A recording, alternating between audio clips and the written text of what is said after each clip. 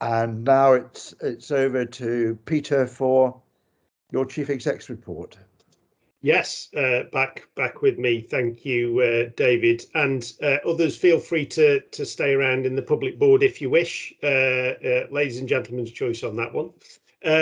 Okay, so I'm just going to mention four things, if that's okay. Firstly, you'll hopefully see within the report that we've trialled an alignment this month of our individual items with our four strategic themes, which happy to get comments on in terms of a tweak to format. So the first thing I want to mention is within people, which is the working arrangements that we have stated to all staff over the last few weeks. So three key points within that, which is clarity, safety and support. Safety, of course, is absolutely paramount, and we've talked time and time again about what safety means to us, PPE, etc. Support, we continue to evolve our health and wellbeing arrangements, and only yesterday we held a sort of big conversation, LIA style big conversation with a variety of staff around how we can further evolve our support, health and wellbeing support offer for our staff. So we continue to work hard, although I do think that we have good arrangements in place right here, right now. We don't stop working in that regard. Clarity, so a general message from staff regarding how we work going forward was that the message needs to be clear, which makes sense, doesn't it? So in that regard, what we have stated is that the current working arrangements will continue through to March 2022. So if you're broadly working from home, then we ask that people continue to do that. If you're office based or NHS premises based, then again, we request that you continue to do that. So that was the first point I wanted to make. The second point links to the message regarding long service awards. So Joe, when he is on screen, yes, Joe's up there on screen. You can see behind Joe the various badges that we have that we've launched recently in terms of long service. Long overdue, but fantastic in relation to the efforts and energy that various teams over the last few weeks, whether it be reception staff, OD team, and of course the comms team, have put in to deliver that. So a huge thank you to all involved. And we've received a variety of messages following the release of the badges and bits and pieces that go with it. So it's landing well, which is great. The whole objective is to for people to feel supported and feel recognised, given the significant amount of time that they've contributed to the NHS.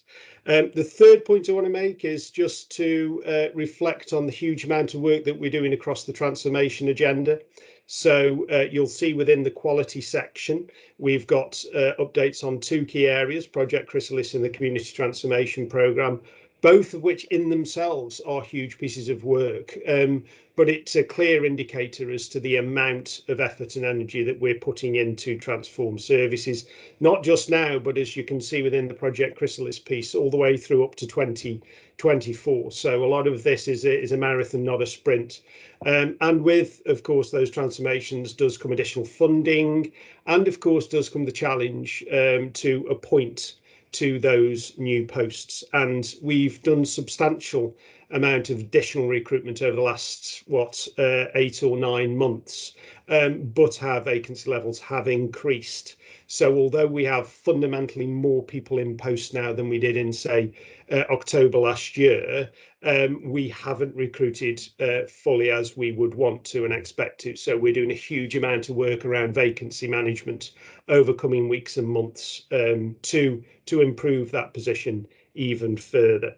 And then the last piece I'd like to mention, which isn't described particularly within the document because it's a more recent publication, but again, as many of you will be aware, the Health and Social Care Bill has now been published and is on its way through the parliamentary process.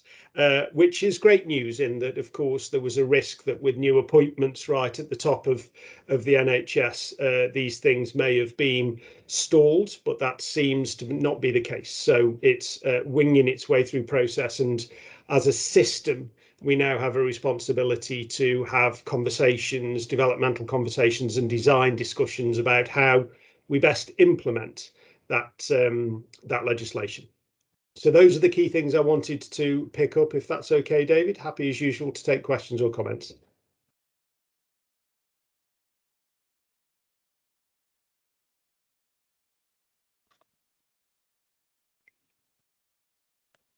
Occasionally things pop up on my screen which block the unmute button, and that's what happened then. And in trying to get rid of it, I got rid of everything. Anyway, apologies. I'll get better at this by the time it's time to stop. Let's see if there are any questions on that. Jenny, for a start, and then Tony. Not a question as such, Peter, but just some feedback on what you mentioned about the message we've been given to staff in terms of the working from home message and how that's been received. Generally, I think it's been received really well, and I think what it's because it's a difficult message, and it feels like it's almost another year away. But I think what's been good is the clarity of that message and that certainty. I think if really political, I think the government have been so clear about some of their messaging. Maybe the country didn't have been through so much, but I think that clear message is really important. Every trust is having, it feels like every trust and organisation is having some sort of existential conversation about working life, you know, post-COVID, in terms of the shift in working lives that's been working from home. But it feels like we're, from speaking to colleagues across the West Midlands, it feels like we're in a much better place. I think we started to have that conversation earlier, and I think we've got on top of the issues earlier. I think we're all working in the same direction. I know as trade unions, it feels to me that the trust has the same ambition as we do for what we want to see out the other end of this in terms of people's work-life balance.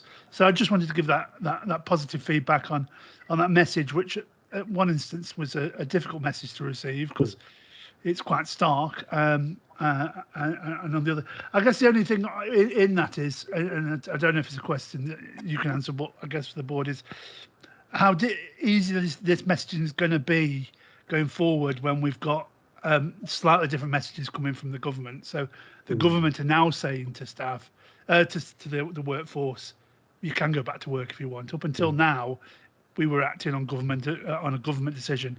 From this point onwards, it's a trust instruction.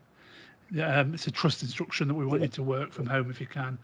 And how we're going to manage that message going forward. I know Chris is leading a group on this, and we've been discussing this. That's just a comment I wanted to make on that. And just one quick, last comment. Is you mentioned in your report it was Pride Month. It was a difficult Pride Month for many people in the LGBT community because of what was going on in the media, particularly for trans people, and the attacks on Stonewall. And I want to thank the Trust for their very fulsome support of Stonewall during that time. I did raise this, and I think the Trust did respond in the right way. And I think Stonewall, I know I've spoken to our Stonewall contact and appreciated the Trust's continuing support. So thank you. Okay, Peter, did you want to come back on some of that? Yeah, can I? So thank you for the thank you on the second point, as it were, Jenny. That's not a yes. Thank you for the thank you. On the first one, so it isn't easy, is it? And the government have, of course, this balance between the economy and the health and well-being of the population, and it's a tough thing to get right. You know, I don't envy them trying to balance that number 10, number 11 Downing Street challenge. So for me, though, the NHS and all healthcare environments need to be treated exceptionally, and I know that a lot of staff recognise and respect that point.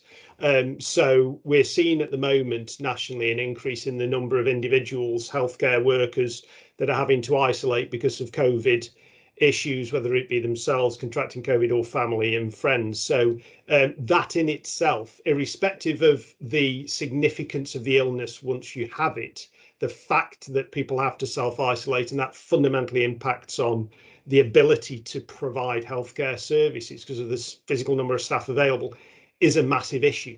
Or potential to be a massive issue, particularly in the winter. So I think there are very specific things that I think we can give messages on. Our staff will understand, be able to relate to, that then align neatly to the direction of travel that that we go in. And the other point is a practical one, I suppose. So, you know, we can't sit forever with various aspects of our estate essentially being void, but we continue to pay taxpayers money to support those void spaces. So we need to act. We need to do something. Now, that might not be to get rid of them, or it might be to get rid of them and work in a different way, but we need to conclude on that. And I think as we go through the process of concluding on those various aspects of our estate, I think that will provide matter of fact clarity in relation to what we do next. So I think there's, you know, a couple of things there that we just need to think about in the messaging. But as you say, it does contradict to an extent that that potential national direction of travel over coming months. Yeah. Yeah, and in dealing with problems of that sort, it's best not to see them as problems, but to see them as opportunities. You know, how do we repurpose these lumps of estate that we've got to fit the demands of the future, to make them more socially interactive spaces, to make them more areas in which ambition and innovation can thrive, and that's really healthy. That's really good direction to be going in, and it's an opportunity to do that. So I really welcome that.